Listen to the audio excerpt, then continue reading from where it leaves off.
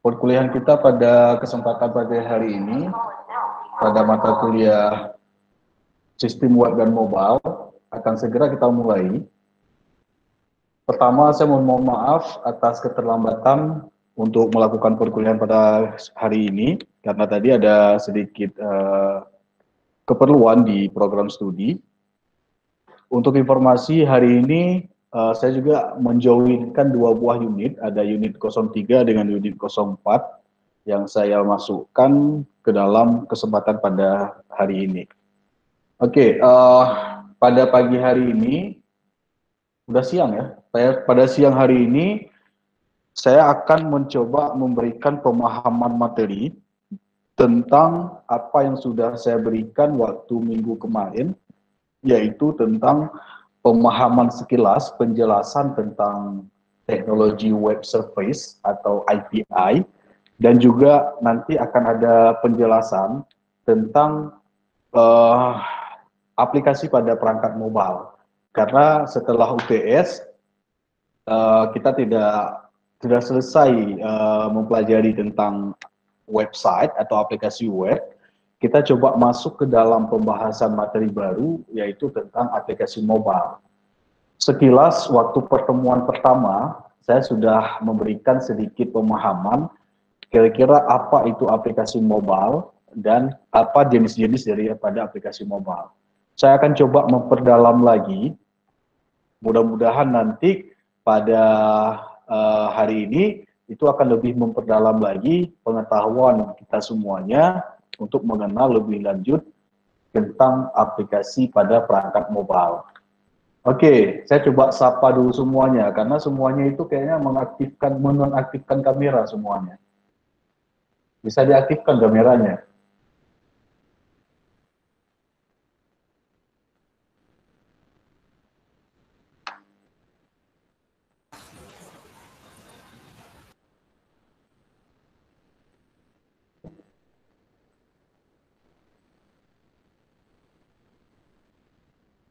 Baik, silakan mengaktifkan kameranya biar kuliahan kita agak sedikit agak inilah saya dengan cuma saya melihat gambar-gambar yang yang tidak ada orangnya. Izin saya akan share screen untuk mempresentasikan apa yang akan kita bahas pada kesempatan hari ini.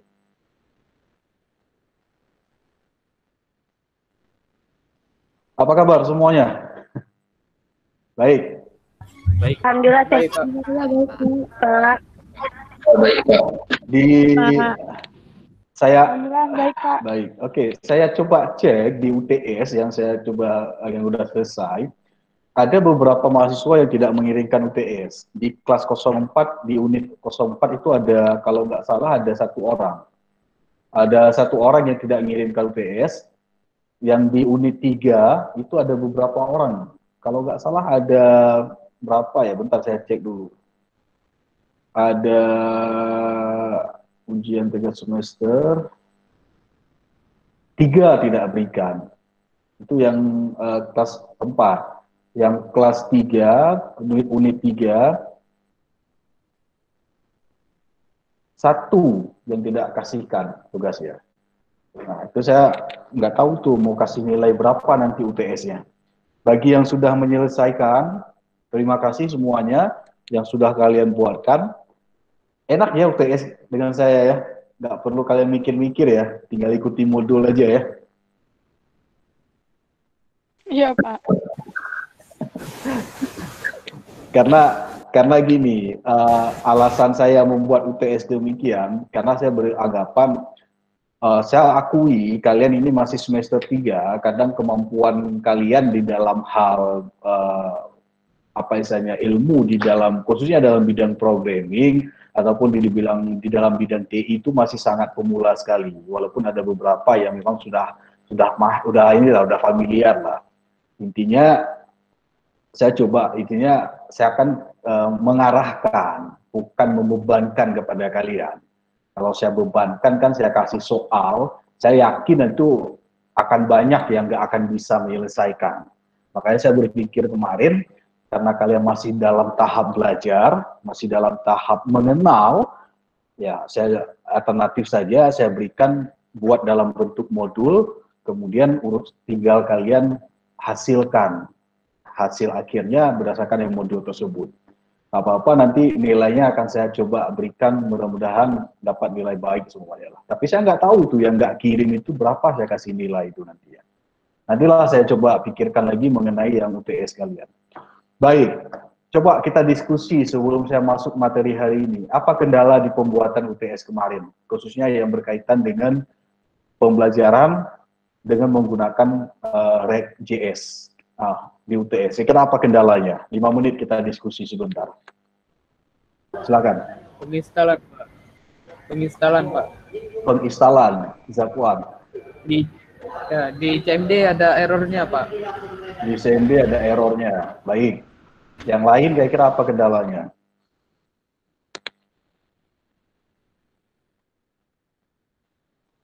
Cuma di penginstalan ya?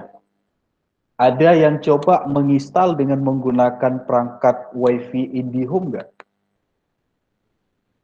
Ada. Kalau saya, kalau Ada, Pak. Ada, Pak. kalau Ada, Pak. kalau Kami, Pak. kalau saya kan saya menggunakan hotspot di jaringan Telkomsel, kemudian saya menggunakan hotspot yang ada di smartphone saya, dan itu saya lihat nggak ada kendala. Tapi ada saya baca-baca beberapa referensi yang di dalam grup, di dalam grup developernya lah, itu ada yang mengatakan ada yang menggunakan jaringan IndiHome, itu ada yang mengalami kendala, artinya ada yang tidak bisa instalasi ataupun yang lain-lain lah, artinya tidak berhasil instalasinya. Makanya saya tanyakan di kelas ini, kira-kira ada yang kondisi yang demikian nggak, yang pakai IndiHome itu, atau langsung sukses gitu? Sukses langsung, Pak. Sukses, Pak. Alhamdulillah bisa, Pak. Sukses ya. Oke, berarti nggak apa-apa, itu jadi testimoni aja, karena ada beberapa di grupnya ada yang membahas masalah tersebut. Yang menggunakan IndiHome itu ada kendala dalam proses instalasi. Karena katanya IndiHome itu hanya bisa diakses yang dalam negeri, yang luar negeri agak bermasalah. Tapi saya nggak tahu pasti yang mana benarnya. Mungkin ada kendala lain lagi. Oke, itu yang pertama. Kemudian Zakwan tadi instalasinya di CMD itu, Zakwan. Kira-kira apa kendalanya Zakwan? Penginstalannya yang material table, Pak. Yang? Material table. Kan, material table. Kenapa? Ya, material UI kan udah diinstal, Pak. Pas install material table yang error, Pak. Katanya beda versi, tapi kurang tahu juga, Pak. Iya. Iya, kalau kita menginstal melalui yang command line, itu memang yang akan di-download itu versi terbaru. Versi terbarunya itu langsung akan di-download. Dapat misalnya dimasukkan ke dalam project kita. Ada yang ini ya, saya mungkin itu ya, kalau saran saya gini sih ya, kalau dalam install itu ada beberapa kendala, itu diulang-ulang saja. Artinya, ada yang coba chatting dengan saya kemarin memang, kalau misalnya ketika kalian install, kemudian error-error, coba di restart lagi, artinya ditutup dulu command line-nya, kemudian diinstal lagi, diulang-ulang lagi. Kemudian kalau misalnya waktu kalian install material table atau misalnya komponen-komponen yang lain, ada mengalami kendala, coba di-clear aja dulu semuanya, di-clear misalnya dihilangkan kembali ke awal, ke awalnya lagi, kemudian diulang-ulang lagi. Biasanya itu akan, akan lancar dengan sendirinya. Karena juga saya juga sering mengalami kejadian demikian. Itu salah satu misalnya solusinya ya kayak gitu. Tapi kalau misalnya ada kendala misalnya di jaringan, cek dulu jaringannya. Kalian menggunakan hotspot apa, jaringan apa. Kemudian satu lagi, dari perangkat komputer yang kalian gunakan. Bisa saja kan ada yang menggunakan laptop dengan spek rendah, misalnya Core 2 itu kan rendah. Itu mungkin akan sedikit mengalami, akan beda kalau yang menggunakan yang misalnya yang high speknya tinggi. Itu mungkin beberapa kendala, tapi saya ada beberapa kali mencoba membuat proyeknya, alhamdulillah nggak ada kendala. Kalau saya ini kan saya menggunakan Core i5, kemudian RAM 8 GB, kemudian Core laptopnya kebetulan hacknya udah tinggi lah. Dan alhamdulillah nggak ada kendala. Nggak ada kendala apa-apa. Oke, demikian. Raihana, ada yang mau disampaikan? Mungkin menjadi diskusi kita mengenai yang UTS kemarin.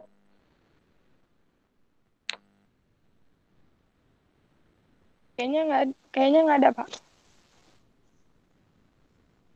Tapi saya Nggak mau ada tanya, ya? kan nggak ada. Di materi yang Bapak kirim di Classroom ada yang list materi dan evaluasi. Itu evaluasinya nggak ada lagi, Pak.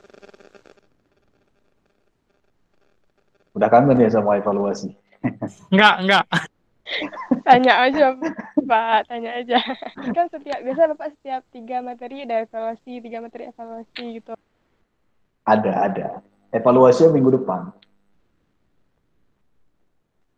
Minggu depan evaluasi. Karena waktu saya mengalami kendala kemarin, misalnya, karena kan sebenarnya kan UTS itu kan pertemuan 9 sebenarnya. Tapi karena memang saya akan dalam kondisi sakit kemarin, akhirnya kan berubah jadwal. Kan jadinya di pertemuan 10. Jadi yang evaluasi rencana saya mau buat hari ini, minggu ini. Jadi, tapi karena saya belum siap dengan soal, karena ada beberapa kegiatan. Saya sudah di Banda Aceh, jadi sering ke Prodi lah, ada kegiatan di Prodi sedikit. Jadi akhirnya tidak jadi saya buat minggu ini, berarti saya mundurkan menjadi minggu depan. Intinya evaluasi itu tetap 3 kali. Mungkin minggu depan evaluasi kedua, nanti evaluasi terakhir itu sebelum UTS, sebelum ujian akhir. Atau sebelum UAS lah, sebelum final. Itu pasti akan ada satu lagi. Intinya tenang aja, evaluasi itu tetap ada 3 kali. Oke ya. Baik, ini karena waktu ya, udah saya telat tadi masuk. Saya coba bahas sedikit pemahaman para mahasiswa tentang materi ini. Yang pertama adalah saya masuk ke materi hari ini ya. Nanti coba kita diskusi. Mudah-mudahan 1 jam aja kita hari ini karena saya misalnya nanti udah salat zuhur. Mudah-mudahan nggak lewat. Materi kita hari ini yang pertama adalah saya akan mencoba menjelaskan sekilas tentang pemahaman web service yang ada saya di modul kemarin, walaupun materi sekilas sudah saya sampaikan, saya coba perdalam lagi, pemahaman apa sih sebenarnya API itu dan web service itu. Kemudian yang materi kedua adalah berkaitan dengan sistem aplikasi mobile.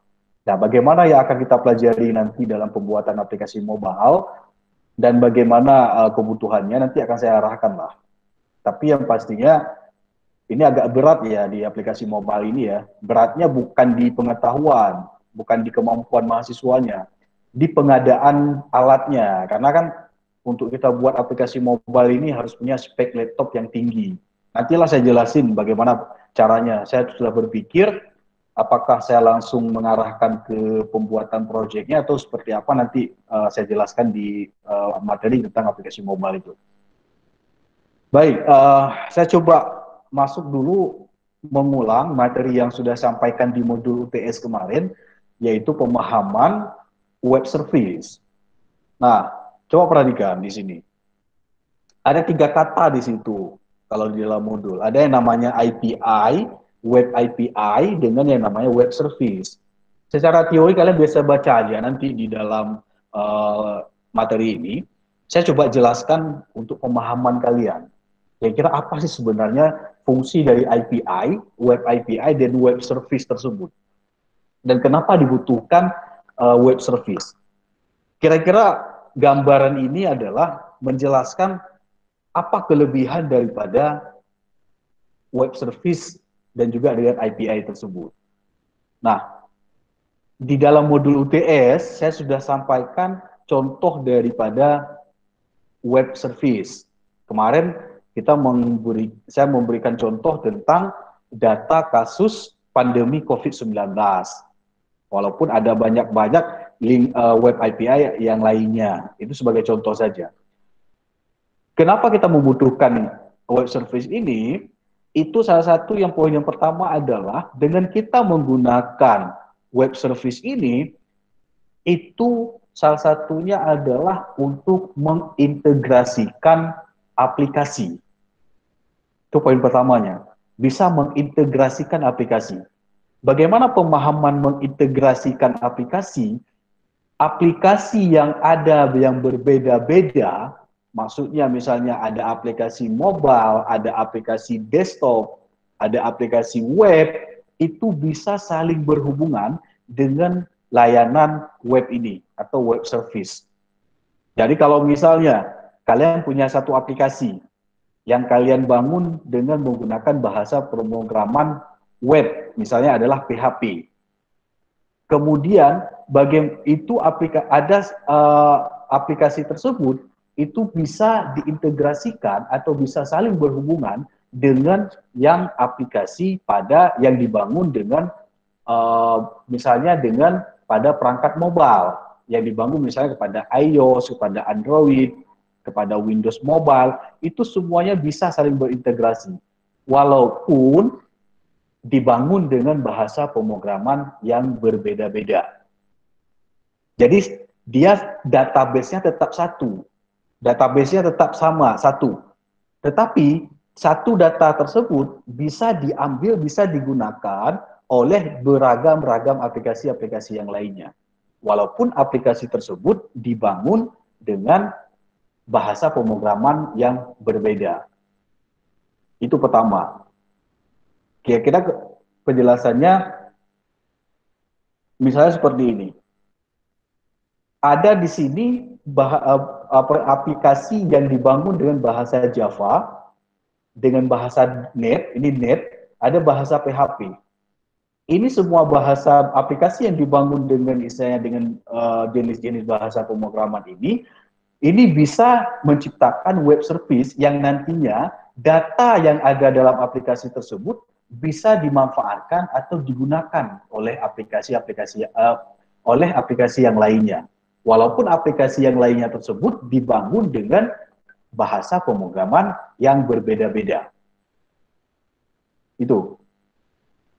Coba kita lihat di sini. Contoh satu prosesnya. Di sini, kalau misalnya di dalam web service ini, itu ada istilah dinamakan ada proses, yaitu ada get, post, put, dan delete. Nanti saya jelasin apa itu get, post, put, dan delete. Misalnya seperti ini. API yang saya jelasin kemarin, itu adalah memberikan data tentang kasus penyebaran COVID-19. Itu disediakan di line API, kalau contoh kemarin itu Mark Crowit, ini misalnya ada API kawalcorona.com, dan ini link API-nya. Ini dia disimpan dalam satu database. Dia misalnya database-nya bisa saja dia menggunakan MySQL, MariaDB, ataupun database-database yang lainnya. Nah, data yang disediakan ini bisa diakses oleh semua dengan dia menyediakan layanan dalam bentuk web service. Seperti ini. Dengan link yang diberikan. Link yang diberikan itu web API. Web API yang diberikan. Nah, prosesnya itu nanti data ini bisa diambil oleh semua aplikasi. Baik itu di aplikasi desktop, di aplikasi web, di aplikasi mobile, baik di Android, di Linux, di Windows, ataupun semuanya. Itu bisa mengambil data ini semuanya. Itu. Nah, prosesnya yang terjadi itu ada 4. Ada misalnya kalau get ini berarti menampilkan data. Kalau post itu menyimpan, artinya kita bisa mengirim data ke dalam, mengedit data dalam database. Kalau put ini berarti mengupdate atau mengubah. Kalau delete udah pasti dia menghapus.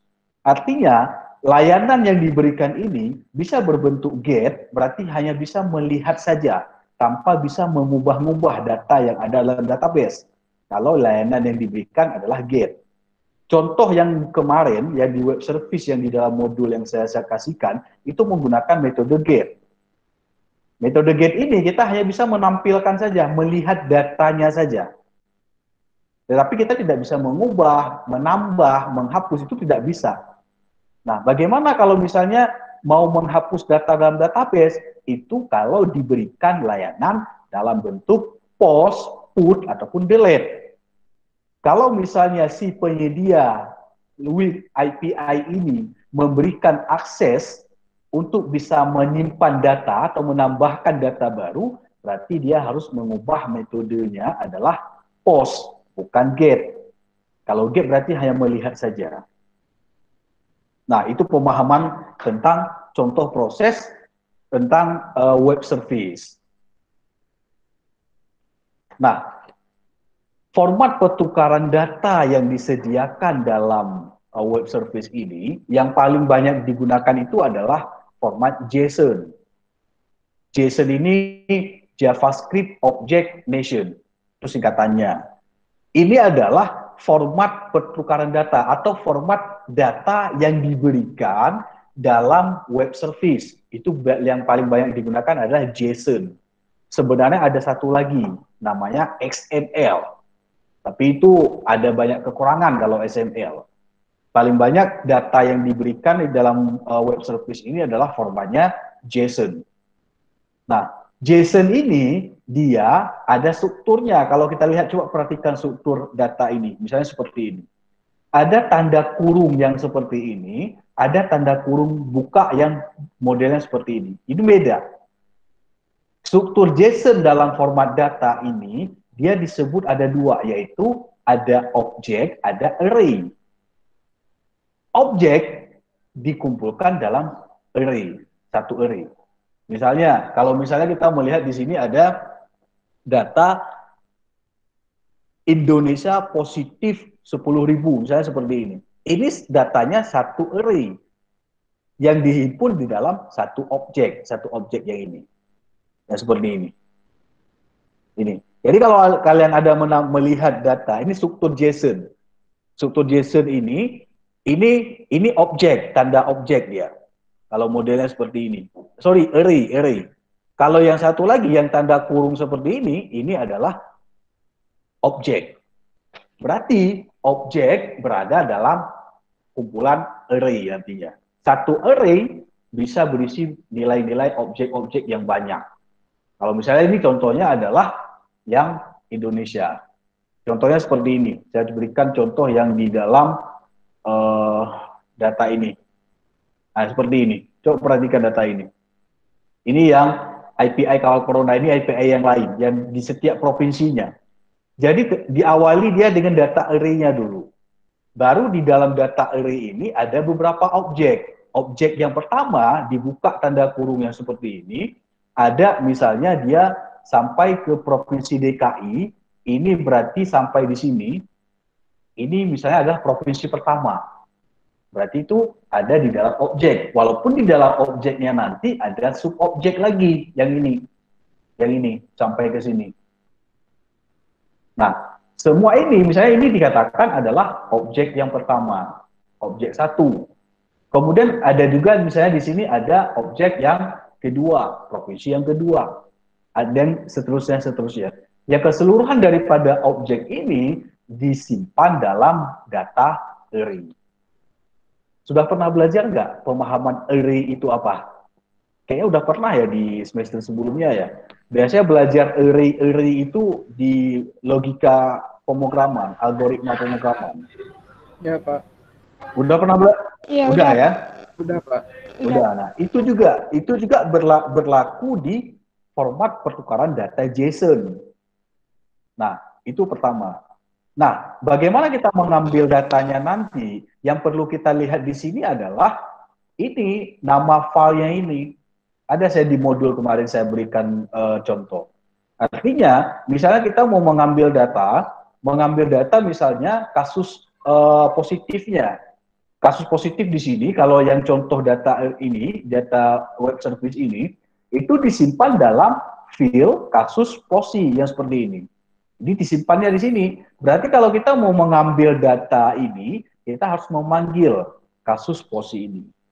Ini nama, kalau istilahnya kalau di dalam algoritma pemrograman, itu variabel yang menyimpan suatu nilai. Jadi harus sama, kalau K besar, kalau P besar, nggak boleh beda. Ini, kalau misalnya kalau provinsi, berarti ini yang diambil. Mau mengambil data DKI Jakarta, berarti disimpan dalam provinsi yang seperti ini. Ini pemahaman web service.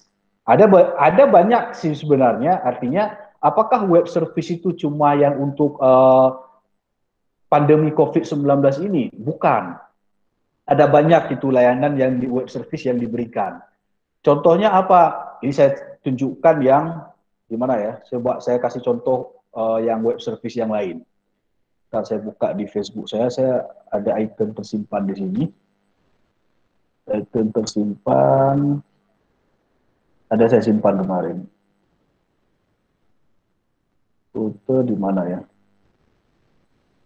Ah ini, daftar API lokal Indonesia. Oh ini udah saya buka. Nah di sini bisa kalian cek, ada di GitHub ini saya ngambilnya, ada daftar API yang disediakan itu bisa diakses secara bebas. Misalnya kalian mau mencari tentang API berita, ada di sini berita misalnya ini. Link aktif dan ini semuanya. Ada banyak di sini. Contohnya, saya buka ini contohnya. Ini adalah data-data kumpulan berita-berita yang terupdate di Indonesia. Ada misalnya kalian mau ngambil misalnya data-data film terfavorit, itu ada API yang disediakan. Kalian tinggal klik aja link API film populer. Itu ada banyak itu. Kalian bisa membuat aplikasi berdasarkan data dari API yang disediakan ini. Kalau contoh di sini misalnya kalian misalnya mau membuatkan apa misalnya, ini yang Indonesia ya, daftar API lokal yang ada di Indonesia. Kalian bisa search aja di internet. Ada banyak di sini. Kalau yang mau versi Inggris ada juga di sini. Misalnya kalian mau melihat kira-kira mau buat aplikasi tentang gosip misalnya. Ada di sini hiburan. Hiburan di sini itu bisa mengambil data misalnya tentang zodiak terbaru. Ada di sini semuanya, link-linknya semuanya. Ada misalnya tentang komik-komik terbaru. Yang datanya itu kalian tidak perlu menginput satu-satu, tapi sudah ada datanya disediakan. Maksudnya, ini kan nanti kan data ini kan akan berubah-berubah. Akan berubah, nambah satu, nambah, dan akan berubah-berubah lah. Itu bukan urusan kalian untuk mengubahnya. Itu sudah urusan yang menyediakan API-nya. Kita tinggal membuat aplikasinya. Nah, ini ada. Silakan search aja. Nanti di internet ada banyak daftar API lokal di Indonesia. Tapi yang perlu diperhatikan dalam mengakses API ini adalah ada yang diberikan secara gratis, ada yang diberikan secara berbayar. Ada juga yang menggunakan autentifikasi atau password. Kita harus registrasi dulu. Contohnya seperti ini. API Indonesia News, artinya apa info-info terbaru yang ada di dalam Indonesia, di negara Indonesia. Ini ada developernya, URL-nya ada juga di sini. Sorry, saya nggak connect internet. Ini statusnya ada diberikan di sini keterangannya our API key. Berarti API key ini itu berarti kita harus registrasi dulu ke penyedia API. Dia tidak bisa langsung kita gunakan. Nanti mungkin akan diberikan password. Karena itu berbicara kepada keamanan data mereka. Tapi kalau misalnya di sini ada dituliskan contohnya, berarti kita bebas menggunakan API yang diberikan tersebut. Contohnya misalnya seperti ini. Kumpulan berita dari CNN Indonesia. Misalnya kalian mau buat aplikasi ini, contoh ya, aplikasi berita CNN News dan update. Baik itu aplikasi website ataupun aplikasi Android ataupun aplikasi mobile lainnya. Gunakan aja API ini. Ini API-nya, linknya. newsdeveloperidn.com. Akan muncul nanti API-nya di sini. Kalian tinggal buat aplikasinya. Update-nya itu nggak perlu kalian update karena sudah terupdate otomatis di si penyedia API-nya. Nah, kira-kira demikian sekilas pemahaman tentang apa itu dari web service dan API. Sebenarnya masih panjang ya penjelasan tentang API ini. Tapi karena ini masih pemula dan istilahnya kita tidak terlalu fokus pada pembahasan API ini, saya tidak menjelaskan lebih detail lagi. Mungkin ini sebagai pemahaman dasar kalian dulu. Bahwasanya dengan menggunakan web service atau web API, kita bisa membangun aplikasi di semua platform atau mengintegrasikan, menghubungkan berbagai macam aplikasi. Oke, itu sekilas pemahaman tentang web service. Ada yang mau ditanyakan, didiskusikan, disilahkan. Pak, yang API Bapak tunjukkan tadi kan cuma kita bisa layanan yang kita dapat itu cuma bisa get atau view. Yeah. Ada nggak yang bisa post, put, delete? Biasanya yang disediakan yang seperti ini, yang misalnya seperti ini ya, yang ini contoh ya, ini contoh yang API lokal Indonesia. Itu rata-rata layanan yang diberikan itu get, hanya mengambil data. Jarang sekali yang menyediakan bisa mengubah, bisa mengedit, atau bisa menghapus, itu jarang. Kenapa? Ya kalau disediakan API tersebut, otomatis kan kita bisa masuk ke database mereka. Kalau bisa masuk ke database mereka, kan itu kan berhubungan dengan keamanan. Biasanya yang menyediakan layanan ini, yang misalnya untuk bisa mengedit data, mengedit misalnya untuk put, post, dan delete, itu antar instansi pemerintah. Misalnya, antar kementerian, dinas di kabupaten kota, misal, dinas kabupaten kota itu kan mau mengentri data-data penduduk, terupdate-nya di Kementerian Dalam Negeri yang ada di Jakarta. Itu biasanya kalau antar instansi demikian, itu disediakan yang untuk bisa mengubah, menambah, ataupun menghapus data. Itu disediakan. Tapi kalau yang gratis, yang API gratis, itu yang sepemahaman saya, jarang sekali yang bisa menyediakan, bisa mengubah, atau mengedit data. Biasanya hanya bisa menampilkan data. Itu sekilas jawabannya. Siapa tadi? Raihana ya, bukan? Iya, Pak, saya. Iya. Itu, tapi nanti kalau misalnya mau mencari, biasanya sih kalau yang memberikan bisa menyimpan, bisa menambah data itu misalnya antar instansi sendirilah. Atau misalnya jarang sekali yang misalnya bisa diberikan free akses kayak itu, jarang itu yang bisa mengubah, menginput, ataupun bisa menghapus. Biasanya sih yang diberikan itu metodenya get, bisa mengambil data aja. Itu sekilas, Raihana. Mungkin ada tambahan lagi mau disampaikan, silakan aja, kita diskusi aja.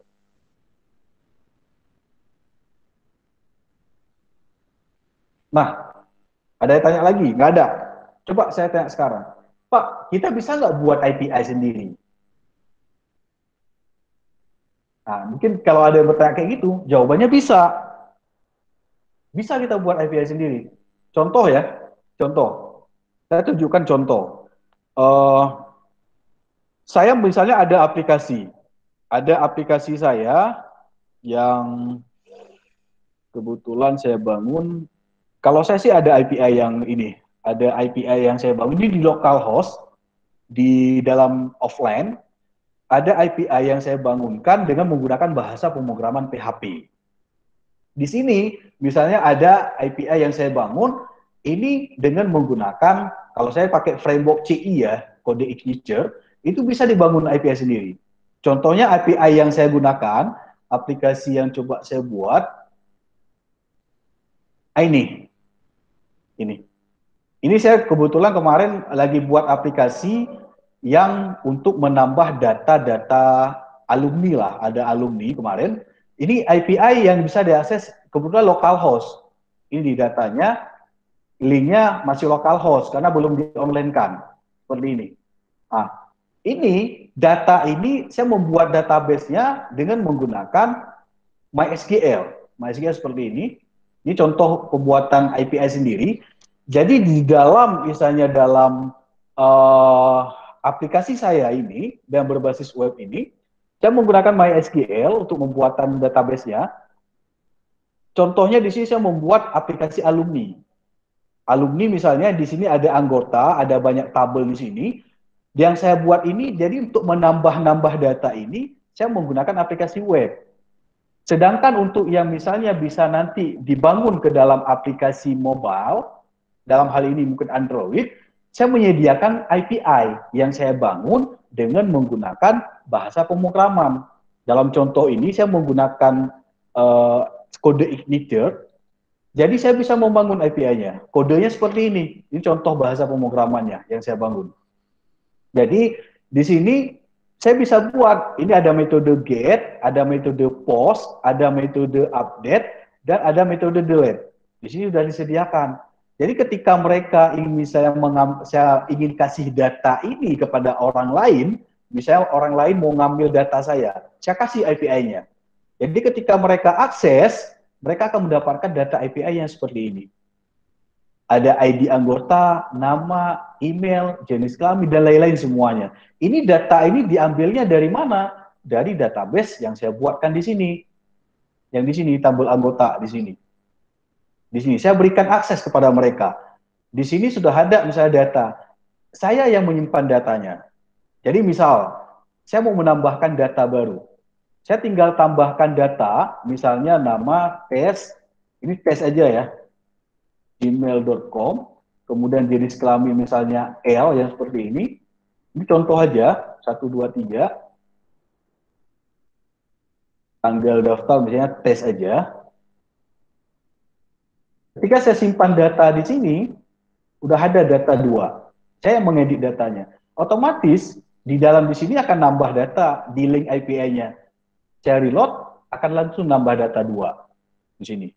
Data 1 dan ini data 2. Jadi yang mengakses API saya ini, mereka tidak perlu mengupdate lagi. Mereka hanya mengambil datanya. Di aplikasi mereka, itu mereka akan otomatis update datanya. Jadi yang saya sampaikan, kalau misalnya ada yang bertanya, apakah kita bisa membuat web service sendiri? Bisa. Bisa, itu jawabannya bisa. Menggunakan apa, Pak? Ya terserah kalian menggunakan bahasa pemrograman apa. Kalau yang saya contohkan ini saya menggunakan bahasa pemrograman PHP. Dengan menggunakan satu framework yang terkenal yaitu CodeIgniter. Seperti ini. Contoh, ini contohnya. Oke. Ada diskusi lagi? Silakan.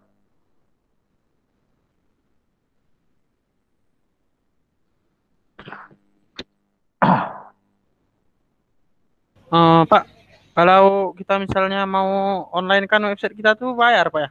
Misalnya mau kita biar nanti kalau dicari di Google Pak. Gimana Pak caranya Pak? Bayar. Tapi saya nggak jelasin di mata kuliah ini, Alif. Karena mata kuliah ini, kebetulan materi hari ini bukan berbicara tentang cara mengonlinekan web. Tapi kalau pertanyaan Alif tadi, apakah misalnya waktu mengonlinekan web kita harus bayar? Ya bayar. Kenapa? Karena kita nggak sanggup membangun server sendiri. Jadi kita sewa di tempat lain. Sewanya apa? Hosting dan domain. Sewa hosting dan domain. Sewanya berapa? Tergantung orang yang jasa penyedia jasa hosting tersebut. Jadi kita harus bayar. Kalau mau buat sendiri bisa, tapi biayanya mahal. Alternatifnya sewa aja di tempat jasa hosting-hosting yang ada di internet. Ya gitu, Alif. Mau tahu caranya? Nantilah di materi selanjutnya kalau kalian mau tahu nanti. Mungkin Raihana aja nanti jadi pematerinya. Jelasin itu cara mengonlinekan web. Di pertemuan terakhir aja nanti ya. Bisa ya, Raihana ya? Bisa nggak? Insya Allah Pak. Pakai Niaga Store aja Pak. Promosi ya? Iklan. Nggak, nanti gini aja. Kalau yang kalian mau tahu bagaimana cara mengonlinekan web, nanti setelah selesai materi setelah selesai materi kuliah hari ini, nanti kita ngambil satu kesempatan, nanti akan kita diskusikan dan kita praktekkan lah kalau bisa bagaimana cara mengonlinekan web. Mungkin nanti saya dibantu oleh Raihana atau siapa nanti yang mau bantu. Nanti saya tinggal saya arahkan saja. Bisa ya? Atau selain Raihana mungkin ada dari kawan mahasiswa lain yang mau misalnya memberikan ilmunya, nanti kita buat sesi sendiri aja lah untuk mempraktekkan hal tersebut. Gitu Alif ya? Iya Pak. Oke, baik. Alif pakai github.io bisa juga, GitHub. Itu gratis tuh. Tapi nggak bisa custom domain kan? Ya, kita upload dulu filenya ke GitHub, terus bisa Bisa Itu juga Pak, tapi itu si Alif maunya maunya webnya itu harus pakai alif.com. ada github.io-nya. Iya. Tapi nanti dicoba ya, siapkan aja ya, siapa mahasiswa yang mau menjelaskan nanti cara mengonlinekan web. Siapa yang mau nanti memaparkan materinya, saya berikan kesempatan nanti setelah materi kita selesai. Oke, ada lagi mau ditanyakan? Kira-kira diskusi masalah web service?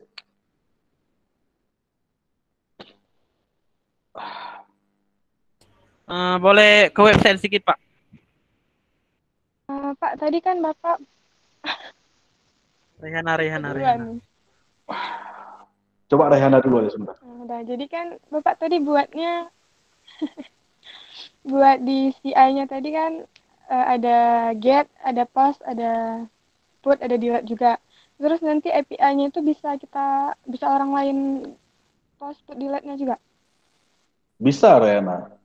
Jadi kalau misalnya ini kan kalau contoh ya, ini contoh ya. Kalau ini kan ini contoh skripnya. Kalau get ini kan kalau misalnya saya berikan aksesnya adalah post. Post ini kan berarti kan menyimpan data baru, menambahkan data baru. Saya sudah berikan fungsi di sini insert. Insert TB anggota misalnya memasukkan data, ini sintak SQL, memasukkan data ke tabel anggota. Jadi kalau misalnya mereka mau menambahkan data baru, saya tinggal kasihkan ini aja, yang alamat API untuk menyimpan datanya. Kalau misalnya begitu, jawabannya bisa aja, Rayana. Tergantung saya mau kasih atau enggak. Kalau saya mau kasih, silahkan aja. Bisa saja. Kalau misalnya saya mau, biasanya sih kalau udah main post, menyimpan data, mengubah, ataupun menghapus, itu nggak sembarangan itu bisa saya kasih. Otomatis saya harus memberikan password, atau yang disebut dengan API key. API key artinya ketika dia mengirimkan data, dia harus memberikan API key-nya dulu. API key itu semacam password, semacam autentifikasi. Autentifikasi bahwa memastikan bahwa data itu betul-betul dia yang mengirimkan. Jadi nggak sembarangan. Itu biasanya itu berbicara kepada keamanan data. Tapi kalau yang untuk menampilkan saja, ya udah mereka tinggal ngambil aja. Mau dia pakai kemana ya nggak ada masalah. Terserah lah, kayak gitu. Itu bisa saja, Rayana. Oke, bagi yang lain yang mungkin masih bingung kira-kira API ini apa, kalian kan sering dan ada cek-cek di aplikasi kayak Traveloka, yang tiket.com, kemudian kira-kira apa lagi ya? Cek penerbangan itu apa ya? Adalah Traveloka.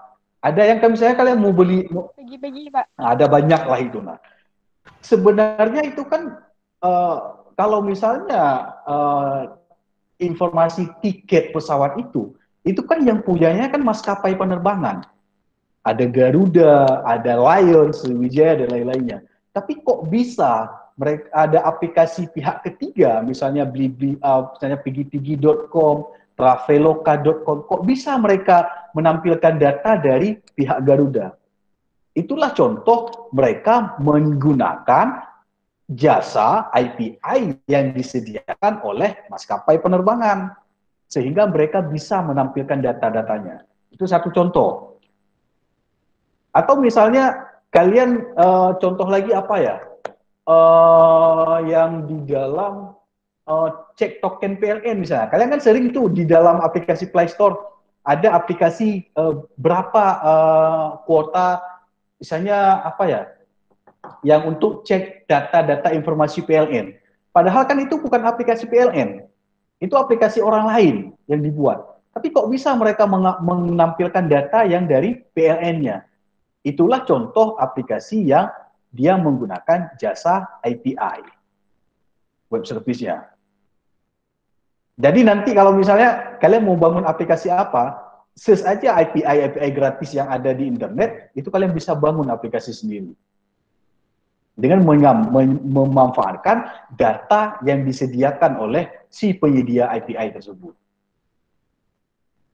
Itu contohnya. Ada diskusi lain? Silakan. Sebelum saya lanjut ke materi yang kedua. Alif tadi Pak. Alif, mana Alif? Alif tanya masalah web ya.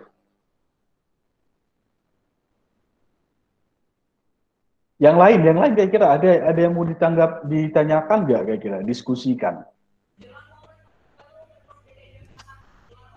Halo? Oh, Alif, kenapa lagi Alif? Mau tanya apa Alif? Yang belum jadi tadi, Pak. Apa? Mau tanya apa? Bedanya kalau yang kan ada website-website yang sering dipakai orang, Pak. Kata orang bagus lagi WordPress, Pak, dengan yang website yang dibangun dengan misalnya dengan bahasa pemrograman, Pak. Nah, terus kenapa kalau bahasa website ini harus ditulis, nggak ada dirangkai gitu aja, Pak? Misalnya kayak HTML, kan maunya bisa dirangkai. Kenapa harus decoding? Wah, gimana ya saya jawabnya ya kalau ada pertanyaan demikian ya? Bahasa pemrograman dirangkai. Kenapa harus decoding? Ada yang bisa bantu nggak? Saya ini bingung ya jawabnya ini. Yana kira-kira mau bantu nggak ini? Karena ada yang tanya sama saya, Pak, terus saya nggak bisa jawab. Oke, gini ya. Atau nanti Alif bisa nggak saya ini kan kita apa misalnya saya jawab secara personal aja nanti bisa nggak Alif? Karena terus terang yang pemahaman bagi semua memang ada website yang praktis itu namanya kayak WordPress. WordPress itu praktis. Kalau saya bilang membangun website, membuat website menggunakan WordPress itu sama kayak kita membuat mie goreng itu. Nah, dia tinggal buka sampul mie goreng, tinggal hidupkan kompor, masukin ke dalam dalam belangong, kemudian jadi mie-nya. Membangun website menggunakan WordPress sama kayak gitu. Tinggal download WordPress-nya, tinggal upload di hosting, kemudian tinggal install, next, selesai, jadi WordPress. Jadi webnya, maksudnya. Dan itu praktis sekali. Tapi, kalau saya sarankan, bagi anak TI, anak teknik informatika atau teknologi informasi, janganlah pakai WordPress dalam membangun web. Biasakan membangun webnya dengan menggunakan bahasa pemrograman, biar kalian paham. Itu. Nanti saya jawab secara personal aja ya, Alif ya. Karena itu nggak berkaitan dengan yang materi kita pada hari ini. Oke, mengenai web service dulu. Ada yang mau diskusikan lagi? Atau saya lanjut ke materi kedua? Pak, saya ingin bertanya, Pak. Oke, silakan Ahmad. Jadi kalau pakai API-nya tuh, misalnya di iklan-iklan YouTube tuh pakai itu apa nggak? Di iklan yang mana sebenarnya? Misalnya nanti kan dia ada tulisan kalau kita hidup video dari laptop misalnya. YouTube mah dari laptop kita bukanya. Dia tuh di bawah videonya tuh ada menampilkan iklan gitu. Iklan. Jadi? Nah, itu pakai model API atau enggak? Oh bukan, itu bukan. Oh bukan. Bukan itu. Itu ada settingnya sendiri mereka di sistem YouTube-nya. Atau menampilkan itu ada orang YouTube itu ada algoritmanya sendiri. Biasanya untuk menampilkan iklan ini, iklan itu mereka random. Itu pembahasannya lain lagi itu. Karena mereka menggunakan algoritma sendiri. Yang jelas itu bukan API itu, bukan. Tapi contoh API yang paling mudah lagi adalah kalian kan ada kan login Facebook pada aplikasi lain. Ada, Pak. Ada kan? Ada. Nah, itu contohnya itu. Jadi kalian punya Facebook. Kemudian kalian punya aplikasi pihak lain lah, bukan aplikasi lain. Tetapi pada aplikasi tersebut kalian harus login menggunakan Facebook. Kemudian kalian klik loginnya, bisa kan login pakai Facebook gitu kan? Nah itu contoh API. Artinya Facebook juga menyediakan API yang bisa digunakan oleh aplikasi pihak ketiga atau aplikasi lainnya. Sehingga kita punya akun di dalam di dalam Facebook, tapi kita bisa menggunakan akun tersebut untuk kita login ke aplikasi-aplikasi yang lainnya. Itu contoh yang web API. Contoh yang paling mudah sekali. Baik Pak, terima kasih. Ada lagi? Atau kita lanjut ke materi selanjutnya, aplikasi mobile. Lanjut aja dulu Pak, lanjut. Oke, nanti kalau mau diskusikan lagi, silakan kita diskusi di sesi akhir ya. Baik, saya coba masuk ke dalam materi kedua atau topik kedua kita dalam mata kuliah ini, yaitu aplikasi mobile. Pengembangan aplikasi mobile. Di pertemuan pertama, saya singkat aja ya, karena waktu juga. Di pertemuan pertama kuliah kita dulu, saya teringat sudah saya jelaskan kira-kira jenis-jenis daripada aplikasi mobile ini. Jadi kalau secara teorinya, kenapa sih kita perlu aplikasi mobile? Itu pasti karena penggunaan smartphone di kalangan masyarakat itu paling banyak sekali. Populer sekali.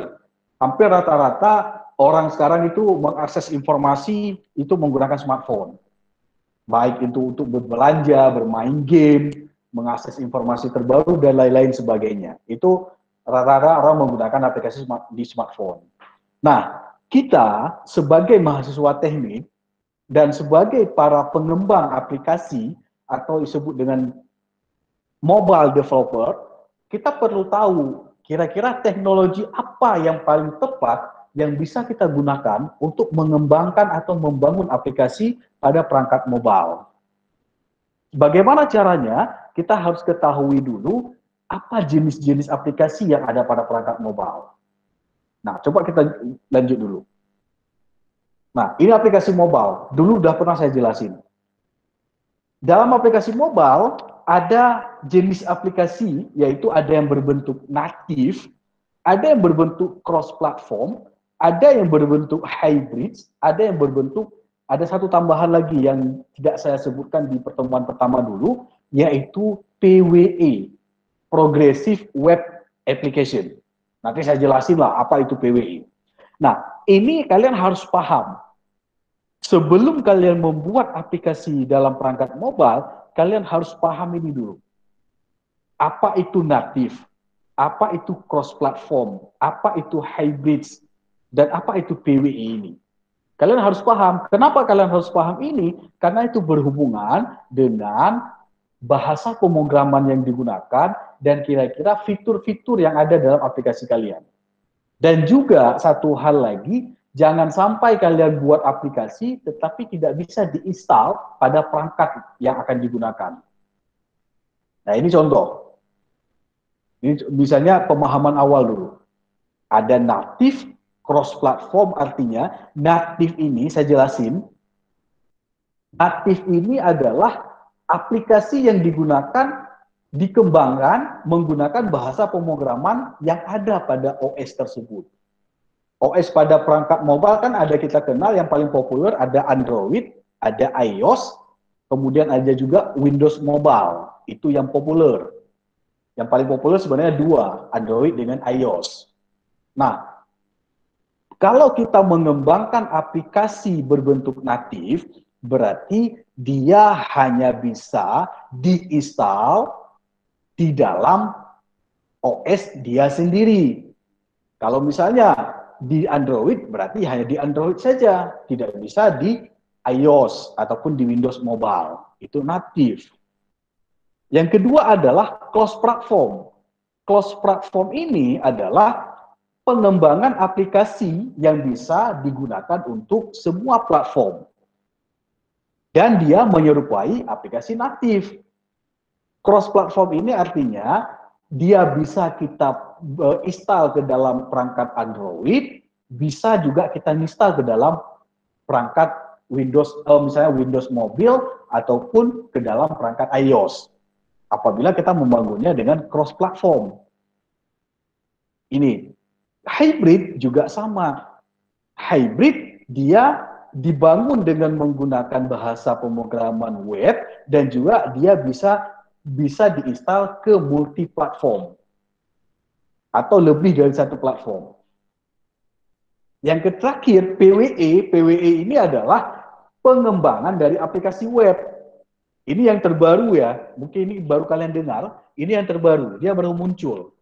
Progressive Web App ini adalah pengembangan aplikasi mobil yang memang dengan kita satu kali buat aplikasi, tapi bisa digunakan ke semua platform.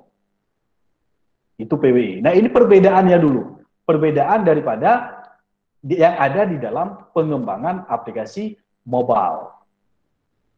Nah, setelah kita ketahui ini, baru kita ketahui dulu bahasa pemrograman yang digunakan pada ke semua jenis aplikasi tadi.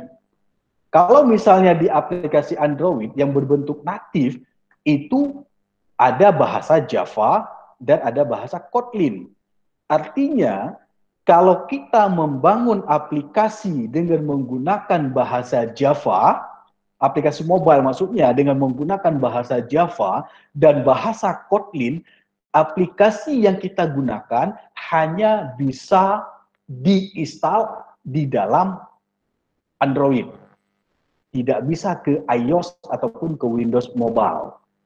Demikian juga sebaliknya, kalau kita membangun aplikasi mobile menggunakan bahasa pemrograman Swift, itu hanya bisa diinstal ke dalam perangkat iOS, tidak bisa ke Android. Demikian juga itu yang paling bawah itu bahasa C#. Dia hanya bisa digunakan ke Windows Mobile, tidak bisa ke Android dan iOS dan lain-lainnya. Hanya bisa di OS dia sendiri. Itu satu. Kalau cross platform ini adalah kalau kita menggunakan ini framework ya, framework. Ada Red Native, ada Flutter, ada Native Script, ada Xamarin. Ini nama framework. Framework ini dia disediakan untuk kita bisa membangun aplikasi cross platform, artinya bisa digunakan ke semua platform. Kalau kita misalnya membangun aplikasi dengan menggunakan framework Flutter atau Red Native, hasil aplikasinya bisa kita install ke dalam Android, ke dalam iOS, itu bisa. Kalau menggunakan yang cross platform. Satu kali kerja, kita bisa pakai ke semua OS. Ini nama-nama framework yang bisa kita gunakan. Ada Red Native, ada Flutter, ini populer ya, yang populer digunakan dua ini. Red Native dengan Flutter, ini yang populer sekarang, yang paling banyak digunakan. Jadi kalau kalian nanti mau mempelajari tentang misalnya pengembangan aplikasi cross platform, pahami dua framework ini, Red Native dengan Flutter, ini yang populer. Kemudian ada lagi, ada Native Script, ada Xamarin, ini juga populer juga, tapi masih kalah populer dengan yang dua yang ini. Ini yang cross platform. Kemudian ada yang hybrid. Hybrid ini apa maksudnya? Dia dikembangkan dengan bahasa pemrograman website. Ada bahasa HTML, CSS. Dia berjalan sebenarnya di atas browser. Tetapi hybrid ini, dengan teknologi hybrid, kita bisa menginstal aplikasi ke dalam perangkat yang kita gunakan. Pemahamannya seperti ini. Kalau kita aplikasi web itu kan tidak bisa diinstal ke dalam perangkat. Aplikasi web hanya bisa mengaksesnya menggunakan browser. Paham ya maksudnya? Aplikasi website itu tidak bisa diinstal ke dalam perangkat kita. Kenapa? Karena dia dibangun dengan menggunakan bahasa pemrograman berbasis web. Contohnya misalnya HTML, CSS, JavaScript, itu adalah bahasa pemrograman berbasis web. Artinya, aplikasi yang dibangun dengan bahasa berbasis web, itu tidak bisa diinstal ke dalam aplikasi. Ke dalam perangkat maksudnya, sorry. Nah, solusi yang demikian, sedangkan misalnya bagaimana Pak supaya bisa diinstal ke dalam perangkat? Solusinya adalah, kalau yang hybrid ini, menggabungkan antara bahasa web dengan bahasa natif yang ada di dalam OS-OS tersebut. Sehingga penggabungan dari bahasa web dengan bahasa natif menjadikan aplikasi yang dibangun dengan Cordova, Ionic, PhoneGap ini bisa diinstal ke dalam perangkat. Nah, itu pemahamannya. Sekilas pemahamannya. Nanti akan saya kasih contoh. Tapi nggak semuanya saya kasih contoh. Bagaimana yang dimaksud dengan bahasa Java, Kotlin, dan ini semuanya. Nanti akan saya kasih contoh. Nah, ini selesailah presentasi saya. Nggak perlu banyak sih presentasi karena sudah saya jelasin waktu pertemuan pertama. Nah, sebelum saya kasih contoh kira-kira, ada sedikit yang masih belum paham nggak tentang yang jenis aplikasi pada perangkat mobile ini? Native, cross, hybrid, dan PWA ini. Coba diskusi. Kira-kira ada yang belum dipahami nggak?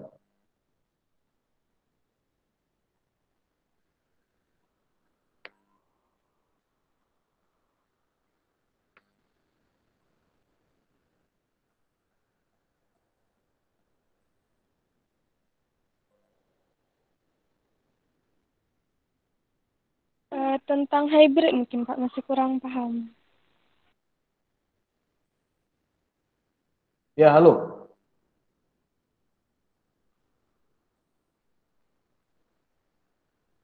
Halo, gimana? Ada yang mau ditanyakan nggak? Atau saya lanjut contoh dulu? Atau bagaimana? Contoh aja langsung Pak. Contoh ya. Oke, baik. Halo, halo. Masih dengar? Masih dengar? Masih, Pak. Iya, Pak. Masih, baik. Oke, baik. Saya contohkan aja satu contoh. Misal, bentar ya saya coba jalankan dulu.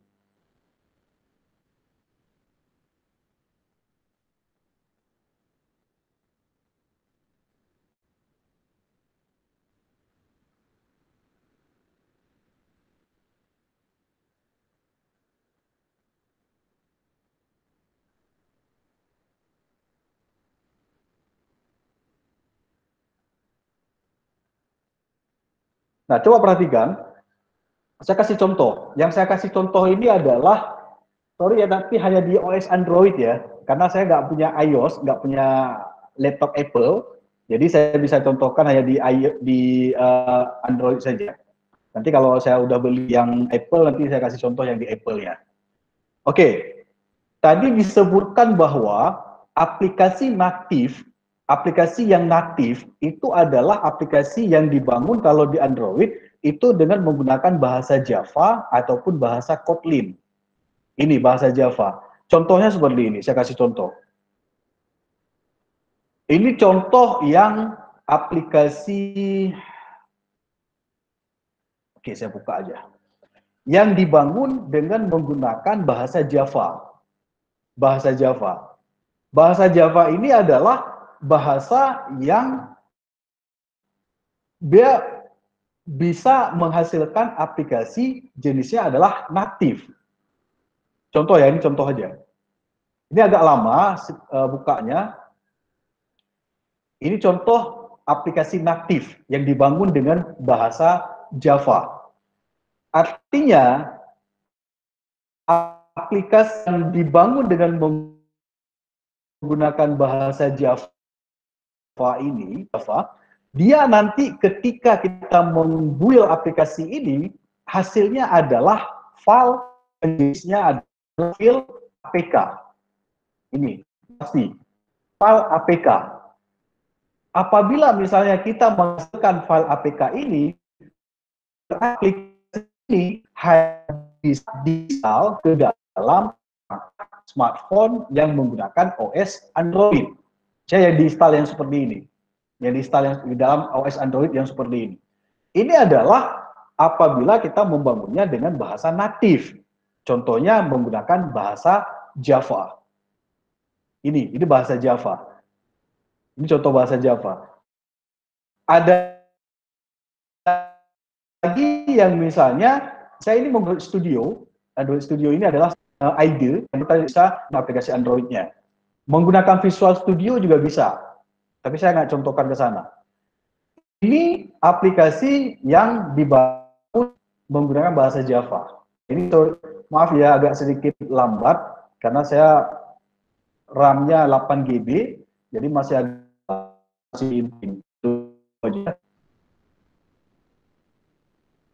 coba apabila di aplikasi mau digunakan ke dalam aplikasi yang lain, misalnya ke aplikasi perangkat iOS ataupun Windows Mobile, itu tidak bisa. Terus bagaimana caranya Pak supaya aplikasi yang sudah dibangun ini bisa digunakan ke semua platform? Nah, kita harus buat aplikasi yang ke iOS harus menggunakan bahasa Swift. Tidak bisa kalau misalnya kita bangun aplikasi pakai bahasa Java, terus bisa diinstal ke dalam perangkat iOS, nggak bisa. Itu tidak bisa, itu satu. Kemudian, contoh yang cross-platform, Flutter, saya contohkan yang Flutter aja ya.